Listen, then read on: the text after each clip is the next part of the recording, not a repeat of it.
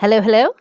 Tonight's topic is on state building in the Americas, and we'll be looking at civilizations in both North and South America.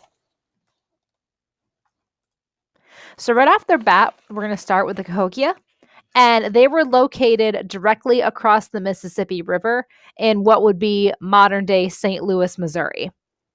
And their influence is incredibly widespread. We're going to take a look at a map in just a minute. Copper tools were found in their sites, as you can see over here. They're in green. And the Cahokia are also called the Mississippi Mound Builders. And judging from this picture, you can see why. But their influence can be felt throughout here. And trading between mound builders was prominent as we found metal mined from this location throughout these locations to make tools and decorative objects. Unfortunately, we do not know a lot about the Mississippi Mound Builders. Based on what archaeologists have unearthed, they know that they were a very religious group. They've also found this artifact called the Birdman Tablet. And what we're looking at is a figure, it's the head of a man, but the body of a bird. And then on the back, there's lines that crisscross back and forth across the tablet. And a lot of archaeologists think that actually represents a snake. And the theory that archaeologists and historians are going with, based on this and based about what's known about other tribes in the surrounding area, is that this would fit the idea of three different worlds. And that would be the heavens are represented by birds. The man would be representing the mortal earth or the mortal realm, and then the snake would correspond with the underworld. And as you know from our discussion about religions, there's a lot of correlations between that and early Christianity. And we're going to be looking at a lot about how different religions and stories overlap. But now we're moving on to the Olmec. So we're changing gears a little bit and focusing on the Mesoamerican Olmec from 1200 to 400 BCE. All right. So, what we are looking at here, the Olmec, they were the most important Mesoamerican pre-classic civilization.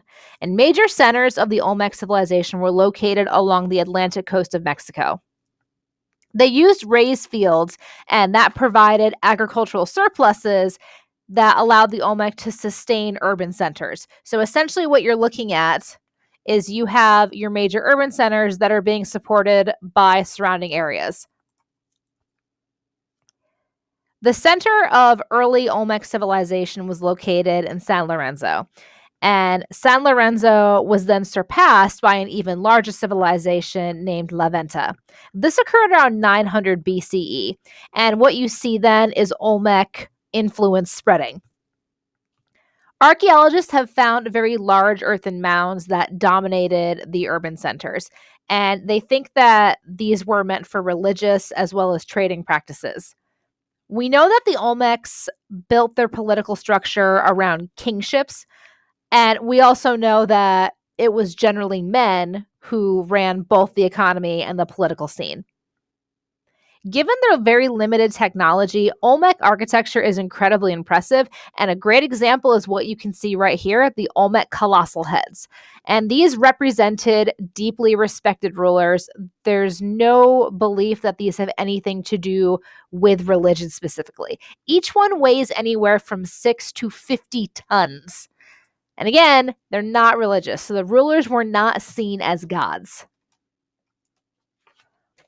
All right. Going on to the Chavan, so early South American civilizations. The Chavan was the first major urban civilization in South America, and they were politically and economically dominant within their region between 900 and 200 or 250 BCE.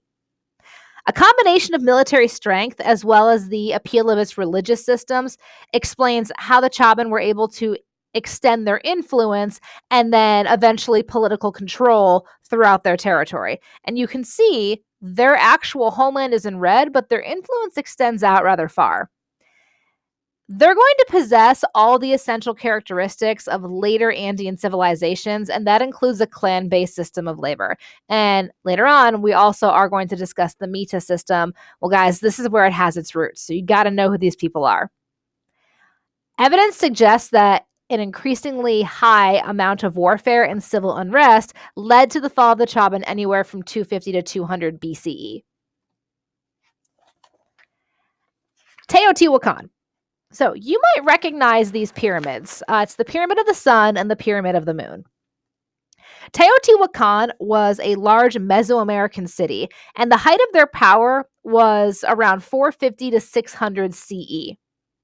The population had about 125,000 to 150,000 inhabitants, and there was quite a bit of religion. Religion was prominent throughout the political system, as you can see by these incredibly large, well-designed pyramids. This is where human sacrifices were carried out.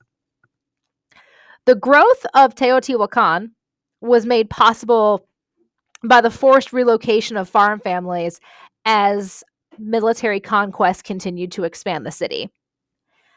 It was in Teotihuacan that you'll first see successful irrigation works to actually create chinampas. And chinampas actually means floating gardens. It's the Aztecs who really make them famous. But again, Teotihuacan are the first civilizations that actually carry it out. What we know is the elite lived in residential compounds that kept them apart from the commoners. And they were the ones who controlled the state bureaucracy, tax collection, and commerce. We also know that Teotihuacan was not ruled by one king. It was actually ruled by an alliance of very wealthy families. The military was used to first protect and then to expand long distance trade and ensure that farmers paid their taxes or tribute to the elite. Teotihuacan collapsed around 750, and no one is entirely sure why. The leading theories include a mismanagement of resources and conflict with the elite, or a result of the invasion. Now, my personal opinion, I'm going to go with invasion. And the reason for that is a lot of people know these pyramids, but they don't associate them with the city of Teotihuacan. They associate them with the Aztecs. And we're going to talk about why that is in just a little bit. And by the way, this is Teotihuacan. And yes, that is me. I am that vain that I put myself in the PowerPoint. You got to check this place out, guys. It's about a 40-minute bus ride from Mexico City. It is breathtaking. The Maya. The Maya are interesting in that they were a single culture living in modern Guatemala and southern Mexico, but they never formed a politically unified state. Instead, what you see are various Mayan kingdoms rising up and then fighting with one another for regional dominance. The Maya responded to a growing population by increasing their agricultural productivity, and they did this by draining swamps. And then they built elevated fields and terraced fields, and then they constructed an irrigation system where the water was able to run down. The Maya also managed forest resources to increase the production of desired products. The largest Mayan city-states dominated neighboring city-states and agricultural areas. The largest of the city-states constructed very impressive and beautifully decorated buildings and monuments by means of very simple technology. They just used levers and stone tools. They believed the cosmos consisted of 3 layers: the heavens, the human world, and the underworld. And again, you're going to see a lot of this in Christian religion, but you'll also see a lot of it, in Zoroastrianism. You'll see a lot of these themes reoccurring. You've got the heavens, the underworld, and the mortal realm. And as time goes on, you stop seeing the underworld as the destination for everyone, and the underworld as the destination for the bad people. Maya military forces fought for captives, not for territory. It's very important, guys. When they go to war, they are looking for people to either sacrifice or enslave. We also know that Mayan women could not only rule in their own right, they also took part in religious ceremonies. Now, granted, Mayan women were the exception. They typically did not have quite a bit of power, but we have seen Mayan women painted as rulers. We also know that non-elite women played an essential role in agriculture and textile production. Most notable cultural achievements and technological developments from the Maya include the calendar, mathematics, and the writing system. And then this is the Maya's influence. So you can see how close they were to the Olmecs and then the extent of their empire. And again, they're never unified politically. And you can see the amazing architecture right here. So you may want to pause this and just study it for a minute. All right, so looking at the Toltecs. The Toltecs arrived in central Mexico in the 10th century, and they built a civilization based on the legacy of Teotihuacan. The Toltecs contributed to innovations in the areas of politics and in war. Their capital was at Tula, and it was the center of the first conquest of the Americas. Dual kings ruled the state, and it's actually this arrangement that led to their demise. The Toltecs were destroyed by invaders around 1175. They're really only in power between 900 to 1175, 1200. Their demise is quickly.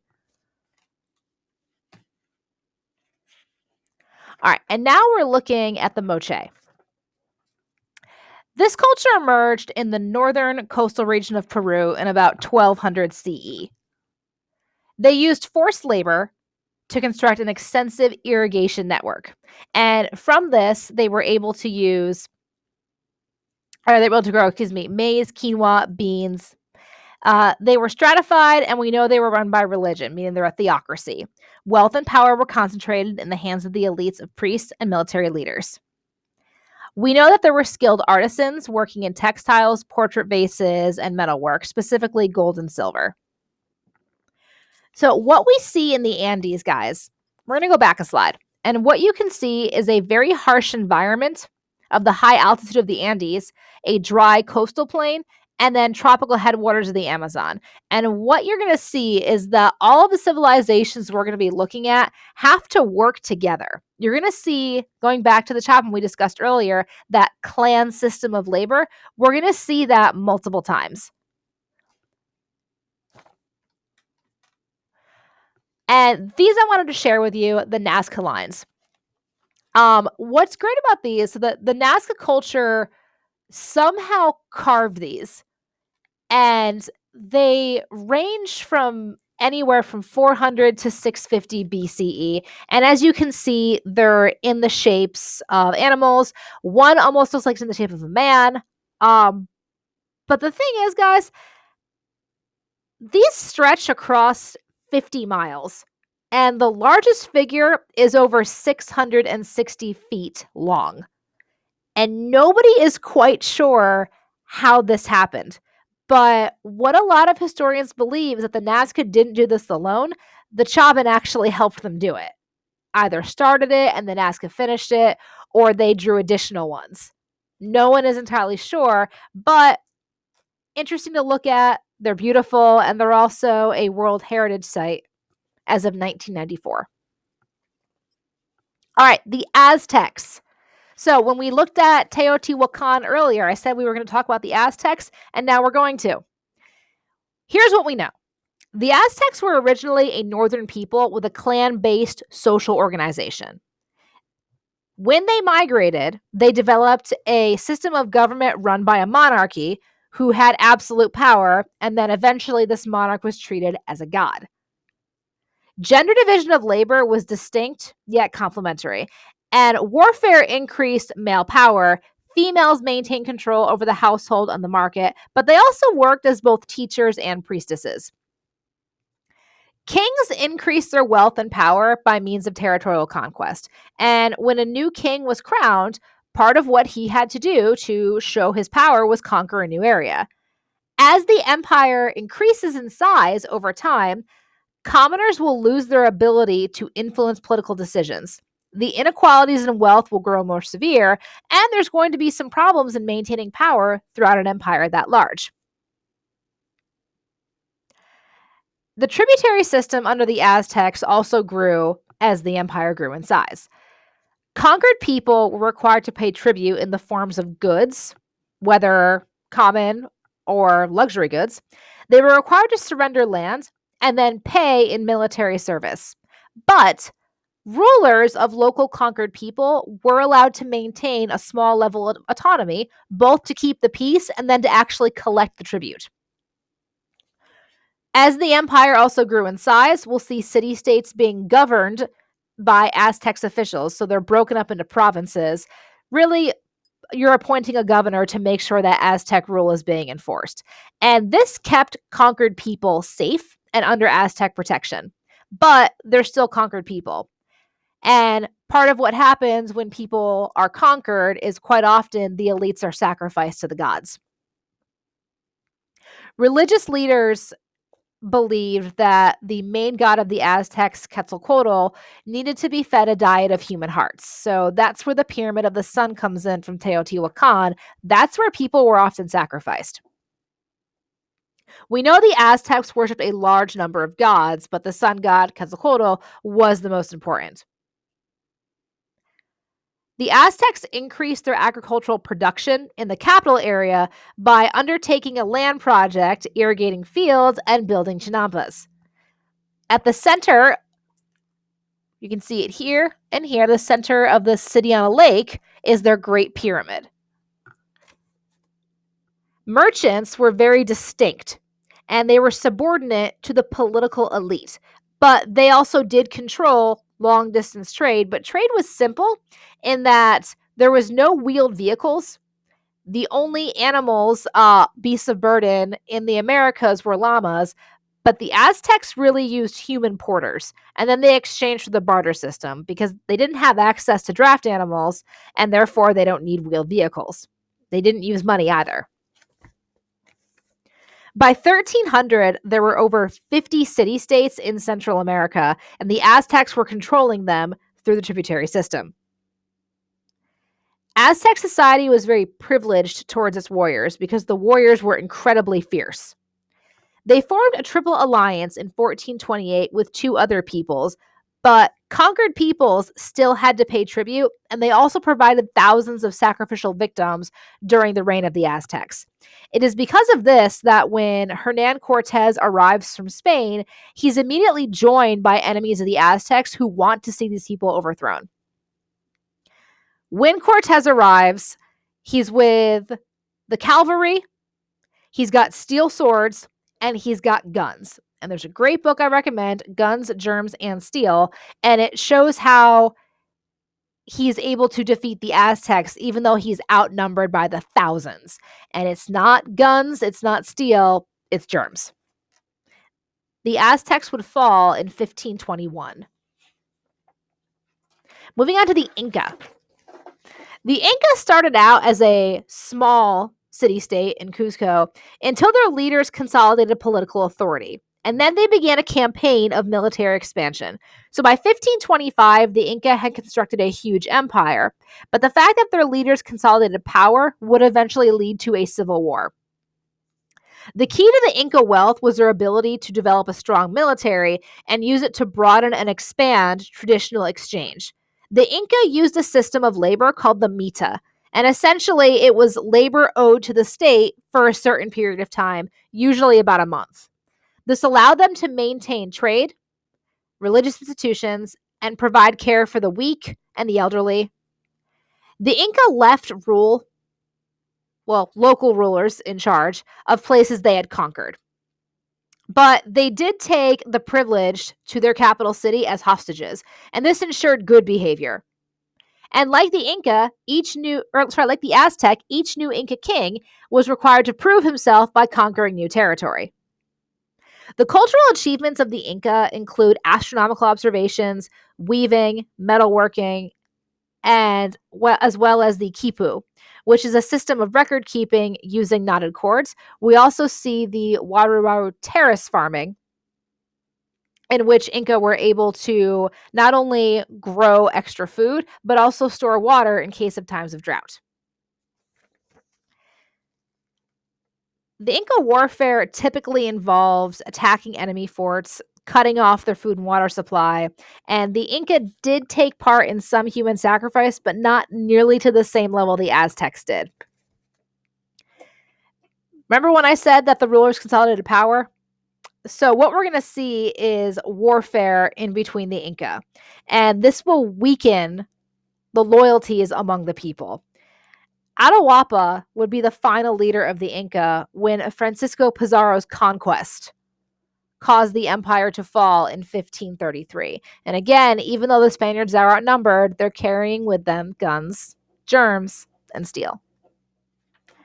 Now, this is pretty amazing, and it deserves a slide all on its own. So how the Inca were able to maintain power was through a system called Carpandan. And essentially what we are looking at here is a system of roads that were built. So you have a set of roads going along the coastline, but then you would have a set of roads going through the mountain. And every so often a road connecting them. And this not only allowed for trade, because again, you're looking at a very diverse empire that is both on the coast, it's in the mountains, it's in tropical regions, and only certain foods can grow in certain places. So this allowed for food to be transported throughout the empire, but it also allowed the Inca to maintain political autonomy and control. And then these are just some of the amazing relics of the Inca, as well as their city. And this will lead to the Columbian Exchange, which we will get into next week. So the quote unquote discovery, you can't discover it when there's already people there, y'all, of the Americas would lead to the Columbian Exchange. And we're going to talk about what this means for the world and for the people of the world as they knew it. If you have any questions, send me an email. Otherwise, have a great night, y'all.